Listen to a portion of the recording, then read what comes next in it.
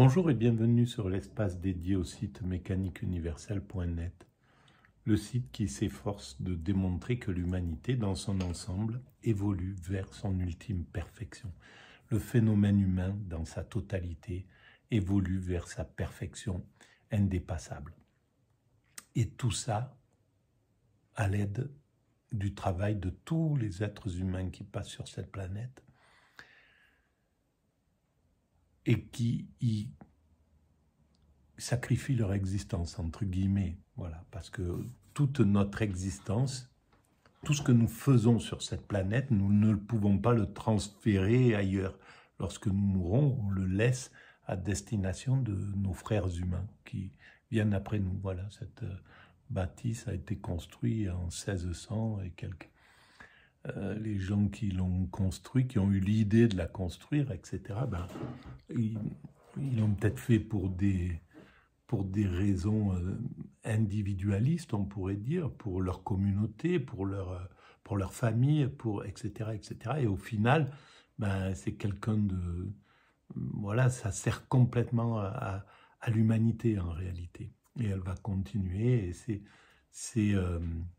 c'est l'humanité qui donne du sens à notre présence au monde, en somme. Et donc, on construit cet état de perfection sans le savoir pour l'instant. Mais la mécanique universelle est là pour essayer justement d'éclairer cette possibilité de penser le futur, de recommencer à penser le futur. Voilà.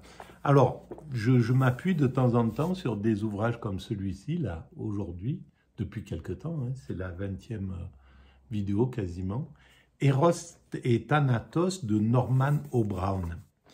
Et j'ai pris ce livre parce que en l'ouvrant au milieu comme ça, par hasard, j'ai lu Nirvana et j'ai dit c'est pour moi, il faut que je travaille sur cet ouvrage. Il m'appelle. Et c'est clair que c'était une très bonne idée, un très bon instinct de prendre cet ouvrage et d'y réfléchir.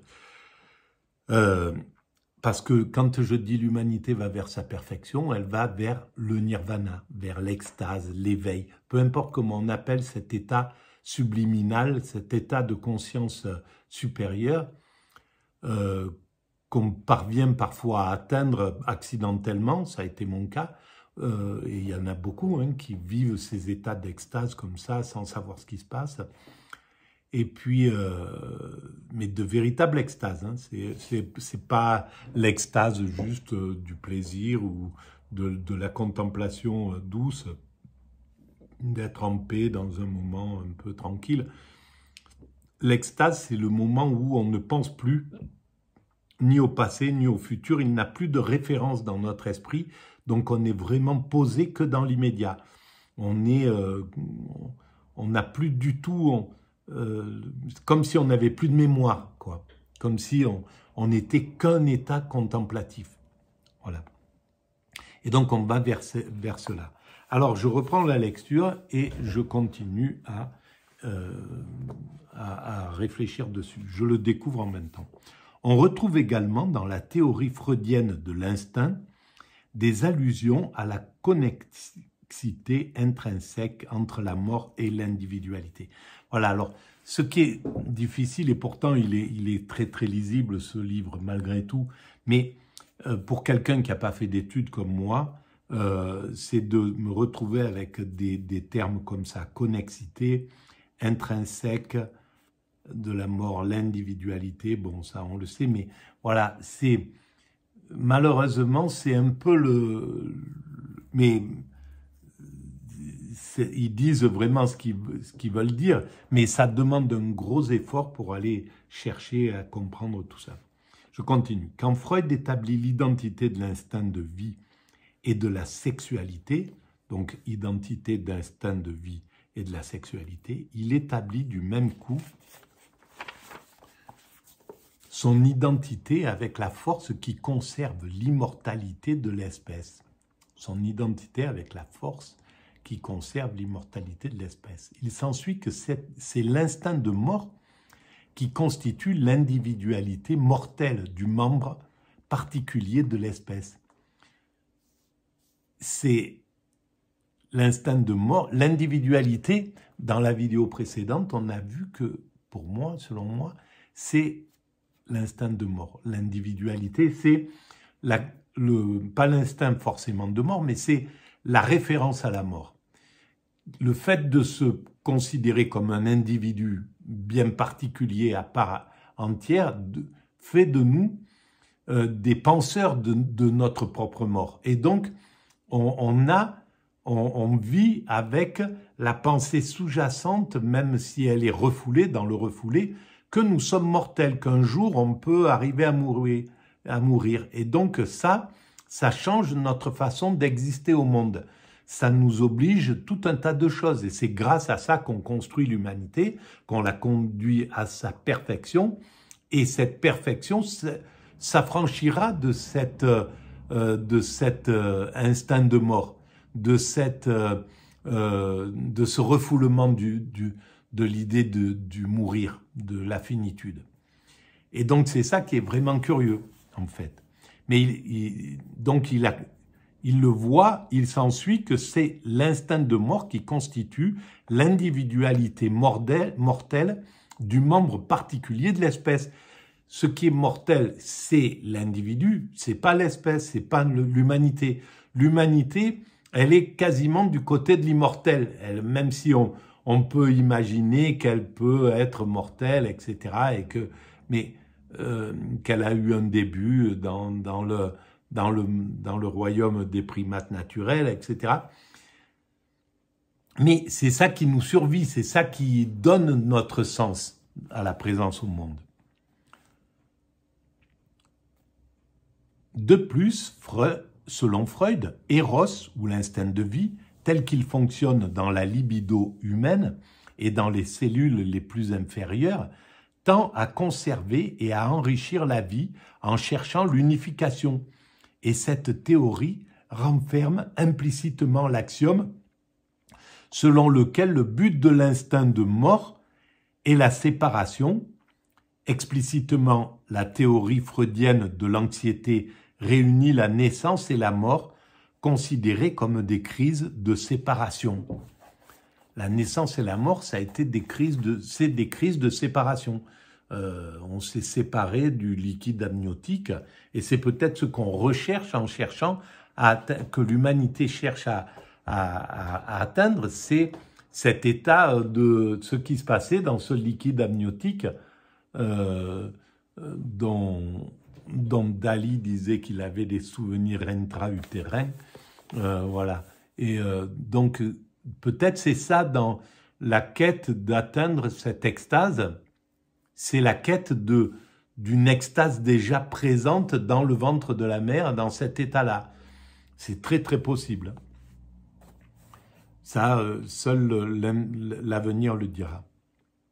Parce qu'ils réfléchiront à ça, on découvrira toutes nos interrogations, l'humanité les mettra à jour, on saura ce que nous appelons Dieu, ce qui se passe après la mort, tout ça, on en viendra à bout de ces questions un peu existentielles. Si la mort donne l'individualité à la vie, et si l'homme est l'organisme qui refoule la mort, alors l'homme est l'organisme qui refoule sa propre individualité. Mais c'est ça qui est incroyable, c'est que c'est l'individualité qui donne, c'est le fait de savoir qu'on est mortel qui fait qu'on se considère, qu'on devient des individus avec un temps. On est né, on est là et on va là. Voilà, donc à partir du moment, le primate naturel que nous étions avant, à l'origine, avant que nous soyons ces hommes constructeurs que nous sommes, il ne se pose pas la question, je suis né tel moment, je suis là et je vais où? Voilà. Donc nous, en tant qu'hommes, l'individualité, le fait de se distinguer, je suis monsieur un tel, fils de monsieur un tel, fils de madame un tel, etc., etc., et voilà, je fais tel métier, je fais telle chose, tout ce qui nous caractérise l'humanité. Alors que chez le primate, il y a cet instinct d'appartenir à un clan et pas à un autre, etc. Très certainement, d'être que ma mère c'est une telle et que voilà, mon père, je ne sais pas s'ils arrivent à le distinguer qui est leur père, mais en tout cas, il y a des embryons de tout ça. Mais nous, on l'a sophistiqué au point de construire l'humanité et de la conduire à sa perfection. Dès lors, notre orgueilleuse conception de l'humanité, considérée comme une espèce douée d'une individualité, refusée aux animaux inférieurs, se révèle inexacte. Parce que c'est ça, on se croit supérieur parce qu'on a cette individualité, mais en réalité, c'est un problème, l'individualité. Ça nous, évidemment, c'est pas un problème parce que c'est le moteur du fait de construire, de conduire cette humanité à sa perfection. Donc, c'est le moteur fondamental, mais ça génère tout un tas de choses. Ça génère le système dominant-dominé, ça génère tout un tas de frustrations, ça génère l'angoisse qu'on doit refouler de la mort, etc., etc., tout un tas de choses. Donc, c'est pas la meilleure chose, c'est pas ça qui va nous... On peut pas en tirer une fierté, l'orgueilleuse conception, comme il le dit, si bien, elle est de trop, cette... de nous distinguer comme ça des autres primates pour ça. L'hélice des champs possède cette individualité parce qu'ils ne songent pas au lendemain, mais nous en sommes dépourvus. Les organismes inférieurs vivent de la vie propre à leur espèce. Leur individualité consiste à être des incarnations concrètes de l'essence de leur espèce, dans une vie particulière qui s'achève par la mort, sauf qu'ils le savent pas. Donc, c'est l'espèce qui prédomine en réalité, c'est le groupe qui prédomine. Leur individualité, elle est noyée vraiment dans le groupe. Nous, maintenant, on a extrait le groupe de nous-mêmes. On est un individu plus, on a plus d'individualité que d'appartenance à l'espèce, que de sentiment d'appartenance à l'espèce. Et c'est ce qui va être modifié, justement, je pense, au cours des temps qui arrivent, des décennies, voire des siècles qui arrivent. On va revenir à l'appartenance à l'espèce, mais parce qu'on a fait tout le chemin d'unification vers l'espèce. Maintenant, on est au bord de cette unification avec l'ONU, l'UNESCO, l'OMS, l'OMC, etc. Tout ça. Mais si la doctrine psychanalytique du refoulement est vraie, l'homme ne révèle jamais la manière d'être qui est propre à son espèce et donnée dans son corps.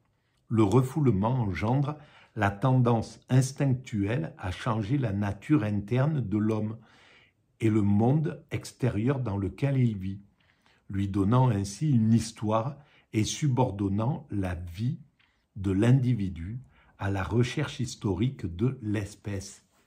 Ben oui, parce que maintenant, on ne voit plus le monde de la même manière. On le voit plus de la manière basique comme les primates naturels et comme on la verra quand on aura atteint l'extase, c'est-à-dire la contemplation, où s'abolisse tout ce qui a été créé par l'humanité. On n'aura plus besoin de ces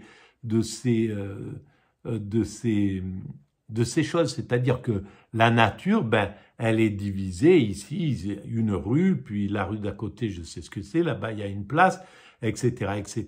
Quand je regarde la nature, c'est un champ pour un tel avec telle délimitation, etc. On a découpé tout en espace et en temps.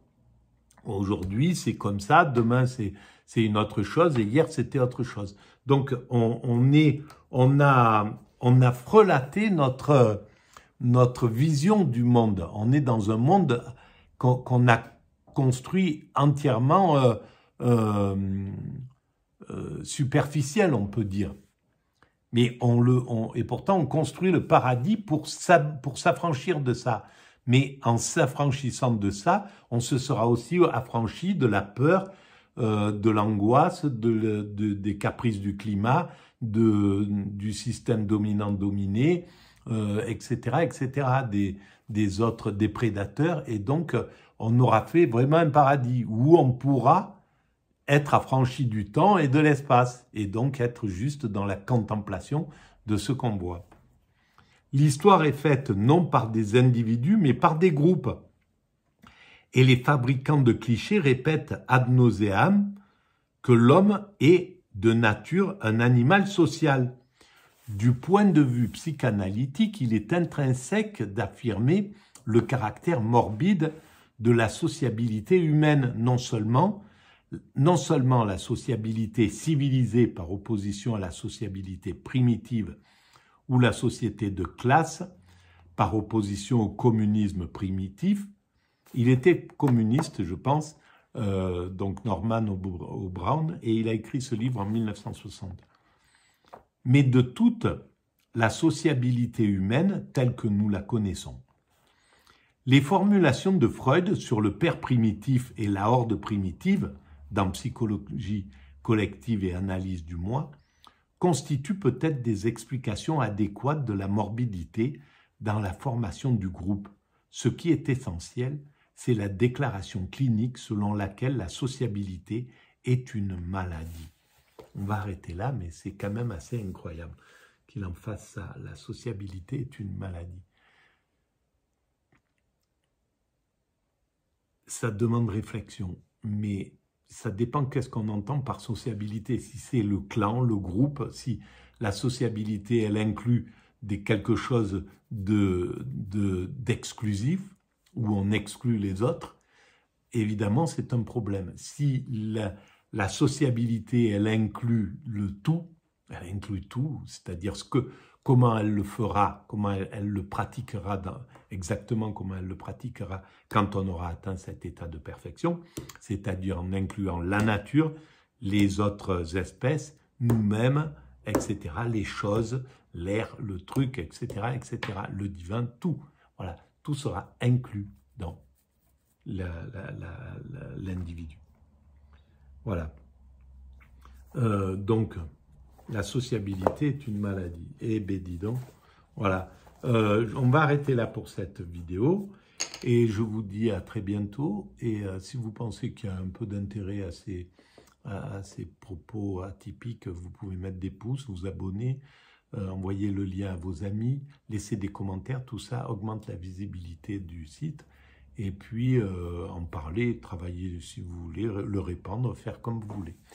Et allez visiter la mécaniqueuniverselle.net. À très bientôt. Merci de votre écoute et de vos messages. Merci.